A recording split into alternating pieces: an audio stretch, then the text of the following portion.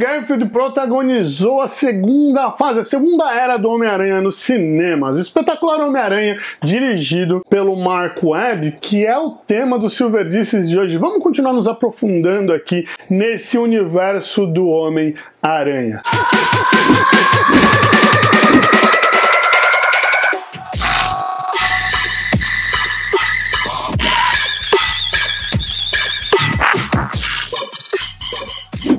Salve galera, Diego Silver para mais um Silverdices aqui pra gente. Já pega o banquinho, senta aqui comigo, já vai compartilhando com seus amigos esse vídeo, deixa o joinha pra você não esquecer, e se essa é a sua primeira vez aqui com a gente, senta aqui do lado comigo, ó. Tinha até um quadrinho aqui, eu tava lendo Asterix, e eu já tirei dali pra ficar tranquilo, pra você sentar despreocupado, e aí não esquece de se inscrever no canal, que isso também ajuda bastante a gente continuar entregando esse conteúdo, fazendo esse trabalho chegar em mais e mais pessoas, beleza? Bora então falarmos aqui da história por trás de Espetacular Homem-Aranha, dessa duologia que quase foi uma trilogia da Sony. Continuando então a falarmos aqui essa série de vídeos falando do Homem-Aranha, que na verdade era para ser uma semaninha só de Homem-Aranha, e eu tô pensando aqui em jogar por um mês, porque as últimas semanas foram meio conturbadas, meio complexas aqui comigo, eu não consegui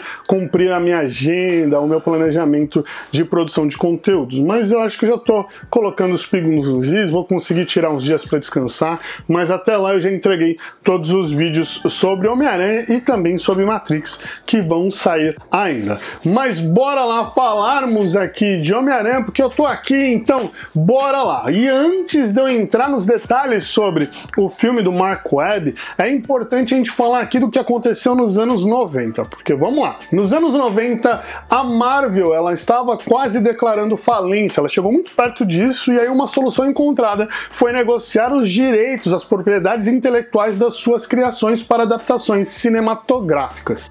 E esses acordos para essas adaptações, eles têm uma cláusula muito interessante, porque se dentro de um período específico não fosse produzido nada com essas propriedades intelectuais, essas propriedades voltavam para a Marvel. Então eles compravam, se não usavam, devolviam, mas o dinheiro não voltava.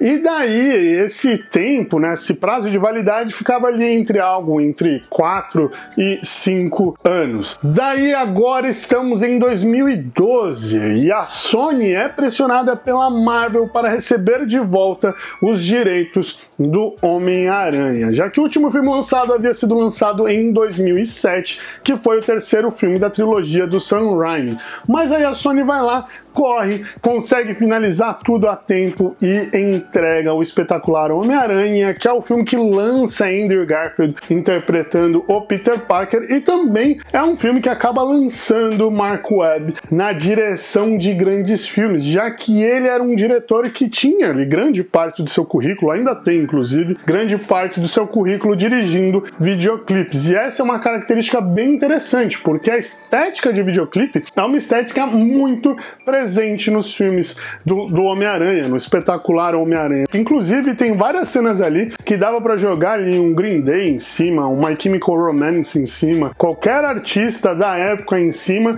que viraria tranquilamente um AMV e você ganharia milhões de visualizações no YouTube. Ou não. O projeto de Espetacular Homem-Aranha foi criado para ser uma trilogia e não uma duologia, e aqui a mão do estúdio pesa e pesa muito, já que a Sony desde sempre deixou claro o sonho dela de colocar o Sexteto Sinistro nos cinemas. Então era algo que era um pouco conflitante com os interesses do Sam Raimi, que era um diretor experiente, que queria ter a sua liberdade criativa, e a Sony queria conseguir impor a ideia do estúdio. Então, dentro desse cabo de guerra, a trilogia, que era para ser uma quadrilogia, os primeiros filmes no caso, acabou terminando ali no terceiro filme, que foi o filme onde o estúdio acabou colocando muito mais a mão. Daí eles pensaram, falaram, não, vamos colocar aqui um diretor menos experiente em grandes produções, assim temos o estúdio, tem mais liberdade criativa para influenciar as decisões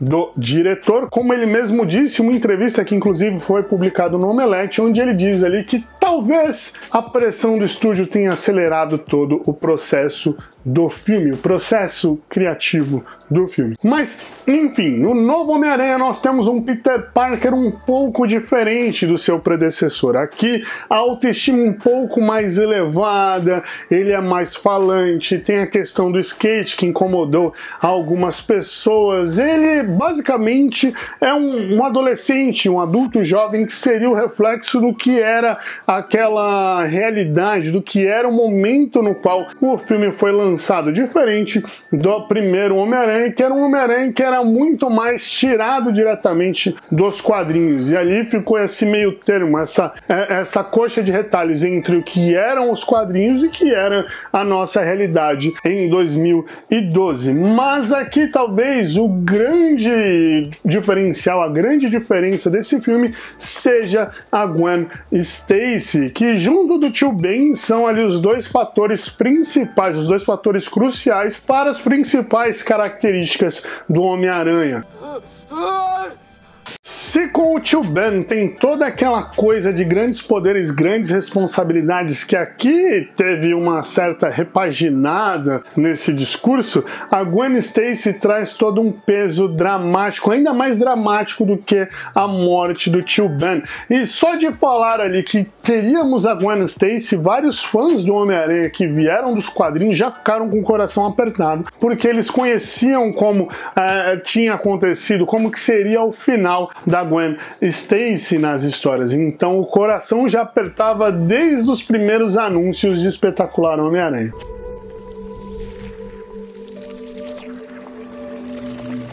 Por mais que tenha, e a Gwen Stacy, por mais que tenha essa reconstrução no discurso do grandes poderes, grandes responsabilidades, por mais que tenhamos ali um Homem-Aranha, um Peter Parker com uma autoestima um pouco mais alta do que a autoestima que nunca foi alta do Peter Parker, a mão do estúdio pesou e pesou muito na construção desse filme. Olha, eu ouso dizer aqui, sem tirar um Homem-Aranha, de Espetacular Homem-Aranha, esse filme vira o filme do Venom. Mas vamos lá, só para vocês terem uma ideia de qual que era a ideia, por mais que tenha ficado redundante essa frase, mas só para vocês conhecerem qual que era a proposta inicial dessa trilogia, que desde o começo iria emplacar um sexteto sinistro genérico tirado do Futurama. Porque, vamos lá, no segundo filme Norman Osborn morre. Na verdade ele não morre, porque ele é mantido em animação suspensa através de criogenia. Na verdade,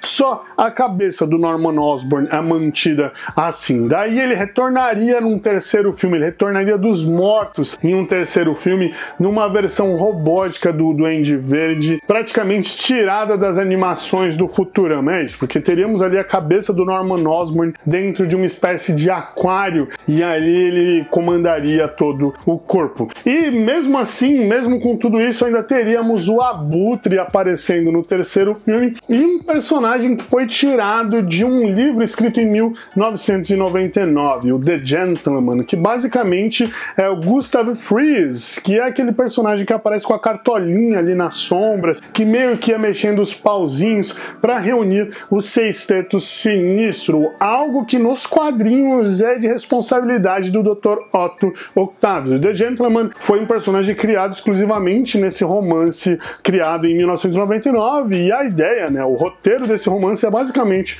o roteiro dos filmes, um personagem que reúne o sexteto sinistro para se vingar do Homem-Aranha por algo que havia acontecido relacionado ali com a família do personagem. E é isso, é o mesmo roteiro dos filmes, é o roteiro desse livro. De qualquer maneira, nós precisamos falar aqui do Andrew Garfield, porque sem sombra de dúvidas ele é o maior injustiçado dentro desse cabo de guerra que tem aqui o estúdio e tem os diretores. Eu coloco os diretores porque, de certa maneira, o sucesso ou não sucesso de Espetacular Homem-Aranha também passa pelo sucesso da trilogia do Sam Raimi. Mas vamos lá, se a gente parar para olhar que analisar o Peter Parker, o Homem-Aranha do Andrew Garfield, ele é o Homem-Aranha que conseguiu, ele foi o personagem, foi o ator que conseguiu trazer mais características do Homem-Aranha dos quadrinhos para os cinemas. Ele é o herói falador, ele é meio que esse hiperativo, ele é o personagem que quer falar falar com os vilões antes de sair na porrada. Ele tenta